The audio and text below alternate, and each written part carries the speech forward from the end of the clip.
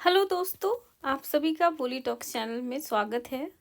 और BPSC mains का जो है सेक्शन जीए सेक्शन 2 में जो है आपका एनर्जी सोलर एनर्जी जो काफ़ी इम्पोर्टेंट टॉपिक है उससे अल्टरनेट ईयर में क्वेश्चंस बनता ही बनता है। तो ये जो क्वेश्चन हम लोग डिस्कस कर रहे हैं 38 मार्क्स का है और ये 70th बीपीएससी मेंस में ये पूछा जा चुका है। तो क्वेश्चन क्या है कि भारत में जो सौर ऊर्जा उत्पादन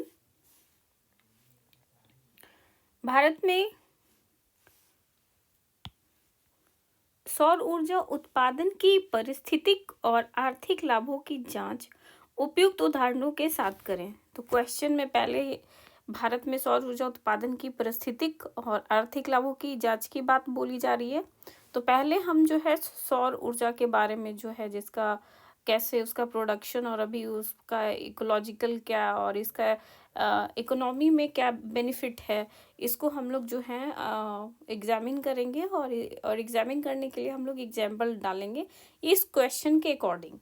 तो इसको हम लोग कैसे लिखेंगे?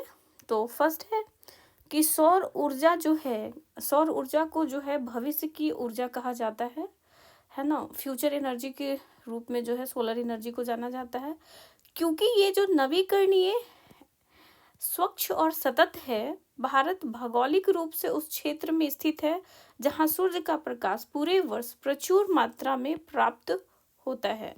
यानी कि भारत जो आप नक्शा देख रहे हो ग्लोब में, तो वहां पे जो भारत की जो स्थिति है वहां पे हमेशा जो है मतलब 365 दिन है सो सोलर एनर्जी जो है हमें प्राप्त होता है। तो देश में जो है औसतन जो है प्रतिदिन 5 से 6 kilowatt per hour 6 kilowatt hour पर मीटर स्क्वायर सौर विकिरण उपलब्ध है। 5 से 6 ये उपलब्ध है, ये डेटा देख लेना आप लोग, जो सौर ऊर्जा उत्पादन के लिए अत्यंत अनुकूल परिस्थिति प्रदान करता है। जो कि सोलर एनर्जी को के लिए चूंकि ये कैपेबल है, हम लोग की इतना जो विकिरण हम लोग को प्रेजेंट है, तो हम लोग इसलिए कैपेबल हैं कि हम लोग सोलर एनर्जी को प्रोड्यूस कर सकें। ठीक है, और ये जो है एक तरह का अत्यंत अनुकूल परिस्थिति प्रदान करता है, क्योंकि हमारे यहाँ जो है सालों भर सोलर एनर्जी प्राप्त होती है और ये रेंज है 5 से 6 किलोवाट आवर पर मीटर स्क्वायर के हिसाब से। भारत ने जो है वर्ष 2010 में राष्ट्रीय सौर मिशन आरंभ किया था, जिसका उद्देश्य था 2030 तक 280 गीगावाट सौर ऊर्जा उत्पादन का है। सौर ऊर्जा न केवल पर्यावरणीय दृष्टि से बल्कि आर्थिक रूप से भी भारत की ऊर्जा की आत्मनिर्भरता की कुंजी बन चुकी है। तो ये हम लोग जो है स्टार्टिंग का है जो फ्रेमिंग क्वेश्चन के आंसर को इस तरीके से करेंगे। इसमें हम लोगों ने क्या क्या लिखा है कि सौर ऊर्जा जो है एक फ्यूचर की एनर्जी है और ये जो नवीकरणीय जो ऊर्जा होता है वो पॉल्यूशन क्रिएट नहीं करता, ये स्वच्छ और सतत है और ये मतलब नेचर से हमेशा मिलते रहता है।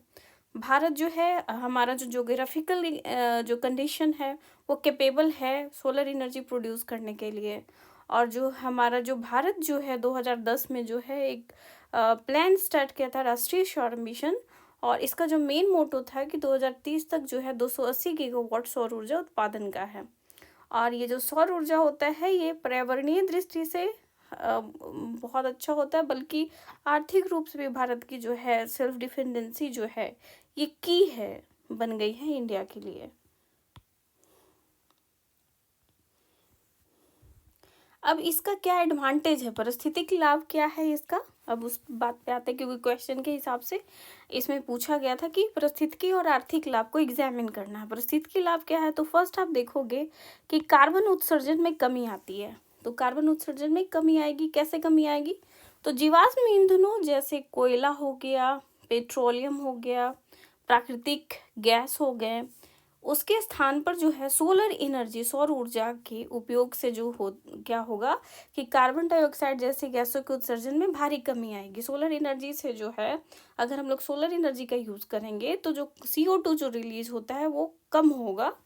भारत में जो है कोयला आधारित बिजली संयंत्र लगभग 70% विद्युत उत्पादन करते हैं, जो प्रदूषण का बड़ा स्रोत है। अब जैसे कोयला जो है उसको जलाया जाता है तो वो आप देखोगे कि इंडिया में जो 70% जो इलेक्ट्रिसिटी प्रोड्यूस किया जाता है तो वो कोयले के थ्रू प्रोड्यूस किया जाता है, जो कि पॉल्यूशंस काफ़ी बढ़ाता है, CO2 का लेवल काफ़ी बढ़ाता है।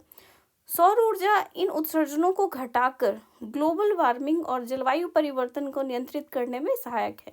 आप लोग को पता होगा कि ग्लोबल वार्मिंग में सबसे ज़्यादा जो रिस्पॉन्सिबल गैस है वो कार्बन डाइऑक्साइड है। तो CO2 का लेवल जो है बहुत ज़्यादा बढ़ जाता है तो ग्लोबल वार्मिंग वाली कंडीशन हो जाती है। तो ये जो है अगर हम लोग सोलर एनर्जी का यूज़ करेंगे तो CO2 का लेवल है सो डाउन होगा और ये जो है इको फ्रेंडली सिचुएशन क्रिएट होगा।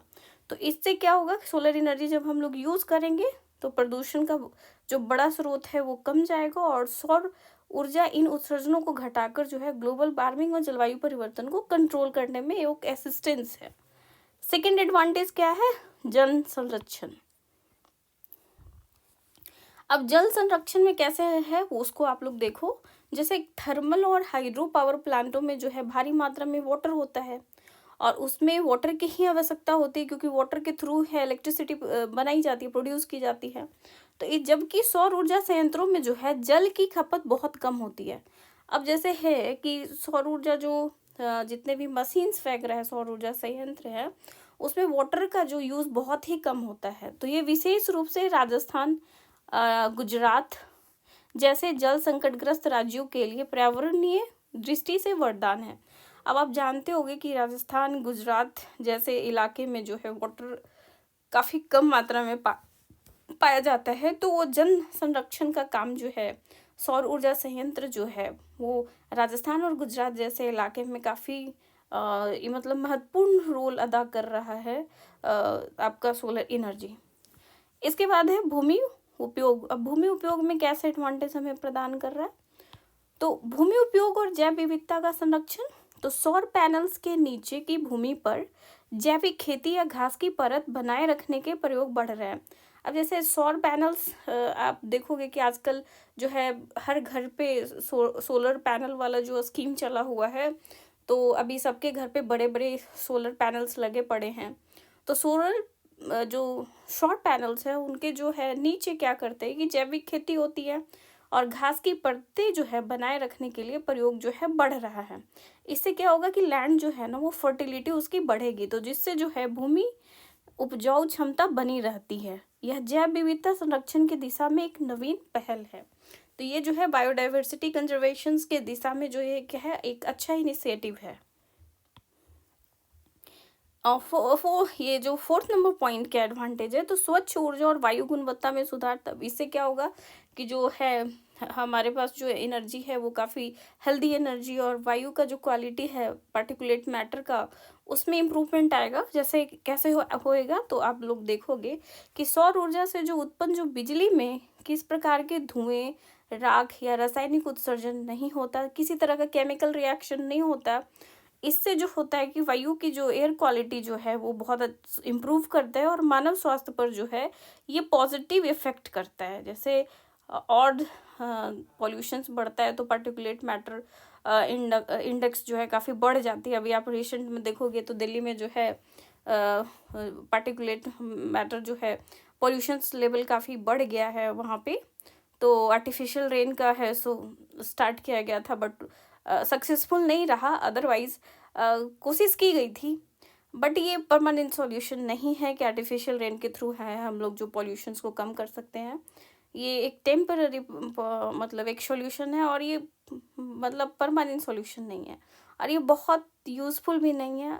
लेकिन चूँकि अभी मीडिया में चल रहा था तो चल रहा था। अब इसका जो है इकॉनमी एडवांटेज क्या है, इकॉनमी एडवांटेज में आप आर्थिक लाभ में क्या देखोगे। फर्स्ट इसका आर्थिक लाभ में सबसे ज़्यादा जो है कि ऊर्जा आत्मनिर्भरता की दिशा में जो है ये कंट्रीब्यूट करता है। अब देखोगे कि ये कंट्रीब्यूशन कैसे करता है, तो भारत जो है अब अपनी जो है ऊर्जा आवश्यकताओं के लिए जो है विदेशी तेल और गैस पर निर्भर कम कर रहा है और सौर ऊर्जा परियोजना के विस्तार से देश में ऊर्जा सुरक्षा मजबूत हुई है। इससे विदेशी मुद्रा की बचत और व्यापार घाटा कम करने में मदद मिलती है। तो जो है चूँकि हम लोग जो है सेल्फ डिपेंडेंसी एनर्जी सेक्टर में हो गया है, तो इससे क्या हुआ है कि हमें जो है फॉरेन से है सो ऑयल या फिर गैस पे डिपेंडेंसी है जो कम हो गई है और इससे जो है हमारा जो मतलब जो व्यापार घाटा है वो कम होने लगा है। तो ये इकॉनमी को ये है सो बूस्ट कर रहा है। मतलब हमें एनर्जी सेल्फ आत्मनिर्भर हो चुके हैं हम लोग, और ये बहुत बड़ा कंट्रीब्यूशन है सोलर एनर्जी का। और इसके बाद एम्प्लॉयमेंसी भी इनोवेट हो रहा है, आपका रोजगार सृजन हो रहा है, क्रिएशन हो रहा है, एम्प्लॉयमेंसी क्रिएशन। तो देखो आप कैसे क्रिएशन हो रहा है। तो आप जैसे देखोगे कि सौर ऊर्जा क्षेत्र निर्माण, रख रखाव, उपकरण निर्माण, वितरण जैसी कई स्तरों पर लाखों रोजगार के अवसर प्रदान कर रहा है। अंतर्राष्ट्रीय जो ऊर्जा एजेंसी के अकॉर्डिंग भारत में नवीकरणीय ऊर्जा क्षेत्र में 2030 तक लगभग 10 लाख जॉब स्टार्ट हुई है। 10 लाख जो है नई नौकरियां उत्पन्न होने की संभावना है। अब इसका नेक्स्ट जो है लागत प्रभावशीलता का क्या इफेक्ट है। हाँ, एक और मतलब आर्थिक में लागत प्रभावशीलता का भी एक रोल है। तो उसको कैसे इफेक्ट करता है आप देखोगे तो सौर ऊर्जा की जो आरंभिक स्थापना लागत जो है वो ज़्यादा होता है, कॉस्ट ज़्यादा पड़ता है अगर आप सोलर पैनल्स लगा रहे हो तो। लेकिन जो उसका रख रखाव और संचालन लागत बहुत ही कम है। बहुत आप देखोगे कि सोलर पैनल अगर छत पे लगाते हो तो बारिश हो, धूप हो, मतलब बहुत ज़्यादा उसको मेंटेन करने की नीड नहीं होती, और उतना भी कॉस्ट टू मेंटेनेंस कॉस्ट नहीं पड़ता, बट उसको लेने में कॉस्टली पड़ता है। भारत में सौर ऊर्जा के प्रति यूनिट लागत 2010 में जो है 17 से घटकर अभी करेंटली 2.5 से 3 के बीच हो गया, 2.5 रुपया से 3 रुपया के बीच हो गया है, और जो पारंपरिक बिजली से कहीं सस्ती है। अब ग्रामीण अर्थव्यवस्था को कैसे मजबूत कर रहा है, अब इसको देखिएगा आप लोग कि कैसे ये मजबूत कर रहा है। अब देखो आप सोलर जो एनर्जी है, सौर ऊर्जा जो है, जितनी उसके बेस्ट जो है सिंचाई पंप है, मिनी ग्रिड है, घरेलू सौर प्रणाली है, ग्रामीण क्षेत्रों में जो है कृषि उत्पादकता बढ़ाने और ऊर्जा पहुंच सुधारने में सहायक होते हैं। इसमें जो ग्रामीण आत्मनिर्भरता और आय में वृद्धि होती है। जो कुसुम योजना चल रहा है ये सब जो है वो तो सोलर एनर्जी बेस्ट ही है। तो वो है सो सिंचाई के लिए है एनर्जी, सौर ऊर्जा जो आधारित होती है, सिंचाई है, पंप है, मिनी ग्रिड है। तो ये है करके जो है एग्रीकल्चर में जो है एक तरह का है जो इम्प्रूवमेंट हो रहा है। अब उदाहरण से हम लोग समझेंगे कि कौन कौन सा एग्जाम्पल है जो कि हमारा जो सोलर एनर्जी को है इंडिया में जो है उसका यूज़ हो रहा है, और हम लोग को है क्योंकि क्वेश्चन में पूछ रहा है कि आप उदाहरण के थ्रू एग्जामिन कीजिए। तो अब हम लोग जो है एक एग्जाम्पल्स के थ्रू एग्जामिन करते हैं। तो फर्स्ट जो ऑप्शन है एग्जाम्पल कि भादला सौर पार्क, ये राजस्थान में है भादला सौर पार्क, और ये 2245 मेगावाट क्षमता वाला ये विश्व का सबसे बड़ा सौर पार्क है, जहां मरुस्थलीय भूमि का उपयोग हरित ऊर्जा उत्पादन के लिए किया जाता है। तो भादला सौर पार्क राजस्थान में है और विश्व का सबसे बड़ा सौर पार्क है, और यहाँ मरुस्थलीय भूमि का उपयोग हरित ऊर्जा उत्पादन के लिए किया जाता है। नेक्स्ट है पवगड़ा सौर पार्क जो कि कर्नाटक में है। ये लगभग जो है 2050 मेगावाट क्षमता, जहाँ किसानों की भूमि किराए पर देकर रोजगार और आर्थिक लाभ दोनों मिल रहे हैं। उसके नेक्स्ट में है कुमथी सौर पार्क। कुमथी सौर पार्क तमिलनाडु में है, और चारांग सौर पार्क जो कि गुजरात में है। तो ये परियोजनाएं भारत की सौर नीति की सफलता के उत्कृष्ट का उदाहरण है। अब कुसुम योजना जो 2019 में चला था, तो इसमें क्या है, तो इस योजना के अंतर्गत जो है किसानों को सौर पंप उपलब्ध कराए जा रहे हैं, जिससे डीजल पर निर्भरता कम हुई है। अब डीजल चलाने के लिए तो केरोसिन ऑयल, बहुत सारे डीजल केरोसिन ऑयल चलता है, तो वो चाहिए। अब है सोलर, ये कुसुम योजना के तहत जो है सोलर पंप के थ्रू, तो ये डीजल चलाने के लिए जो कॉस्ट है और डीजल लेना पड़ता है, कॉस्ट पड़ता है, वो कम रहा है। तो कुसुम योजना सोलर पंप उपलब्ध कराए जा रहे हैं। अब इसमें चैलेंजेस क्या है उस पर आते हैं। फर्स्ट चैलेंज है भूमि अधिग्रहण। अब जैसे होता है कि आप बड़े जो सौर पार्कों के लिए जो है काफ़ी ज़्यादा लैंड की ज़रूरत होती है, जिससे जो होता है सामाजिक और पर्यावरणीय विवाद उत्पन्न होता है। अब बहुत सारे लोग हैं लैंड नहीं देना चाहते हैं, जो कि कहीं कहीं पे है वहाँ पे खेती कर रहे हैं या फिर पशुपालन कर रहे हैं, तो वो चूँकि इसके लिए बहुत ज़्यादा एरिया की ज़रूरत रिक्वायरमेंट होती है, तो थोड़ा सा है ये विवाद उत्पन्न करता है। सेकेंड जो है ऊर्जा भंडारण है। सौर ऊर्जा दिन में ही उपलब्ध होती है, बैटरी भंडारण की लागत अभी भी अधिक है। अब चूंकि जब तक है सन राइज रहता है तब तक है सो अवेलेबल होता है और सोलर एनर्जी। और इसको स्टोरेज हम लोग कैसे कर सकते हैं, तो बैटरी अगर हम लोग के पास है तो बैटरी में उसको स्टोरेज करके यूज़ किया जा सकता है, लेकिन वो बैटरी खरीदना बहुत ज़्यादा कॉस्टली पड़ जाता है। थर्ड है वित्तीय निवेश। प्रारंभिक पूंजी निवेश जो होता है अधिक होने से निजी निवेशक हिचकिचाते हैं। स्टार्टिंग में इसमें पैसे बहुत ज़्यादा लगता है, इसलिए जो इन्वेस्टर हैं वो चाहते मतलब थोड़ा कॉस्ट लगाने में, इसमें इन्वेस्ट करने में थोड़ा हिचकते हैं। फोर्थ जो इसमें चुनौती है वो है सौर पैनलों का अपशिष्ट। अब जैसे बहुत ज़्यादा सौर पैनल हो गए, अब उसको यूज़ करा हम लोगों ने, यूज़ करने के बाद एक सर्टेन टाइम के बाद जो है वो वर्थलेस हो गया, वो उसका फिर काम करना बंद कर देता है। तो उससे क्या होगा कि पुराने जो सौर पैनल के निपटान और पुनः चक्रण की नीति अभी स्पष्ट नहीं हो, उसको फिर से रीयूजेबल नहीं बनाया गया है, तो उस पर अभी वर्क करना पड़ेगा। फिफ्थ पॉइंट देखो तो सरकार की पहले क्या क्या है सोलर एनर्जीज के लिए। तो राष्ट्रीय सौर मिशन 2010 में शुरू किया गया था, जिसमें 2030 तक 280 गीगावाट सौर ऊर्जा लक्ष्य है। इसके बाद है सौर ऊर्जा निगम ACCI की स्थापना जो है सौर ऊर्जा लक्ष्य के तहत किया गया। इसके बाद है अंतर्राष्ट्रीय सौर गठबंधन ISA, भारत द्वारा जो है आरंभित वैश्विक पहल जो सौर ऊर्जा के प्रसार को बढ़ावा देती है।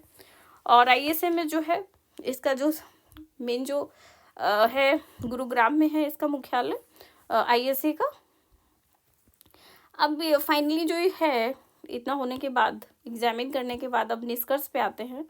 तो भारत में जो है सौर ऊर्जा उत्पादन केवल एक ऊर्जा कार्यक्रम नहीं है, बल्कि सतत विकास, सस्टेनेबल डेवलपमेंट और इकोनॉमी की दिशा में जो है एक ये रिवॉल्यूशन है, क्रांतिकारी कदम है। सौर ऊर्जा भारत की विकास यात्रा का वह स्तंभ है जो पर्यावरणीय संतुलन और आर्थिक सशक्तिकरण दोनों को साथ लेकर चलता है। इस प्रकार सोलर एनर्जी यानी सौर ऊर्जा केवल बिजली उत्पादन का साधन नहीं है, बल्कि हरित भारत की आत्मा है। तो आप लोगों ने देखा कि इस क्वेश्चंस को हम लोगों ने डील कर लिया है, मीन्स 38 मार्क्स के क्वेश्चंस को। तो ये आज का क्वेश्चंस को हम लोगों ने कवर कर लिया है कि भारत में सौर ऊर्जा उत्पादन की परिस्थितिकी और आर्थिक लाभों की जांच उपयुक्त उदाहरण के साथ करें। तो हम लोगों ने पहले सोलर एनर्जी का क्या एडवांटेज है उस पर हम लोग ने चर्चा की। तो सौर ऊर्जा क्या है, तो भविष्य की ऊर्जा इसे कहा जाता है और ये नवीकरणीय, स्वच्छ और सतत है। और अभी जो है चूंकि भारत जो है ज्योग्राफिकल स्थिति बहुत अच्छी है, यहाँ पे सालों भर है सो मतलब सूर्य की रोशनी पर्याप्त मात्रा में मिलती है, इसलिए हम लोग कैपेबल हैं कि हम लोग सोलर एनर्जी को एक अच्छे फ्यूचर के रूप में देख सके। और सौर ऊर्जा जो है पर्यावरणीय दृष्टि से नहीं बल्कि आर्थिक रूप से भी भारत को जो है सेल्फ डिपेंडेंसी की तरफ झुकी है, एक तरह का बन चुकी है। अब इसमें जो है पारिस्थितिकी लाभ पर चर्चा की है, तो उसमें है कार्बन उत्सर्जन में कमी करता है, जल संरक्षण करता है, भूमि उपयोग और जैव विविधता का संरक्षण करता है, स्वच्छ ऊर्जा और वायु गुणवत्ता में सुधार करता है। आर्थिक लाभ क्या है, तो ऊर्जा आत्मनिर्भरता की दिशा में योगदान देता है, रोजगार का सृजन करता है, लागत प्रभावशीलता बढ़ती है, ग्रामीण अर्थव्यवस्था को मजबूती प्रदान करती है। और कौन कौन सा एग्जाम्पल से एग्जामिन किया गया है, तो भादला सौर पार्क जो कि राजस्थान में है, पवगढ़ा सौर पार्क जो कर्नाटक में है, कुमुथी सौर पार्क जो तमिलनाडु में है, चारांग सौर पार्क गुजरात में है। कुसुम योजना 2019 में शुरू हुई थी सोलर पंप के लिए जो एग्रीकल्चर के लिए है। चुनौतियां क्या क्या आ रही है इसमें, तो भूमि अधिग्रहण में चुनौतियां आ रही हैं, ऊर्जा भंडारण करने में चुनौती आ रही है, वित्तीय निवेश में चुनौती आ रही है, सौर पैनलों के अपशिष्ट को रीयूज करने में चुनौती आ रही है। सरकार की पहले कौन कौन सी है, तो राष्ट्रीय सौर मिशन है, सौर ऊर्जा निगम है, अंतर्राष्ट्रीय सौर गठबंधन है। और इसके बाद फाइनली हम लोग निष्कर्ष पे पहुंचे। तो ये आज के क्वेश्चन का आंसर था। इस क्वेश्चन का आंसर अगर अच्छा लगे तो इस वीडियो को लाइक और सब्सक्राइब शेयर जरूर करें वोली टॉक्स चैनल को। और नेक्स्ट सेशन में जो है 38 मार्क्स का प्रीवियस क्वेश्चन लेके आऊँगी, GS सेक्शन 2 का ही। तो जल्दी जल्दी आप लोग शेयर और सब्सक्राइब जरूर करें। धन्यवाद।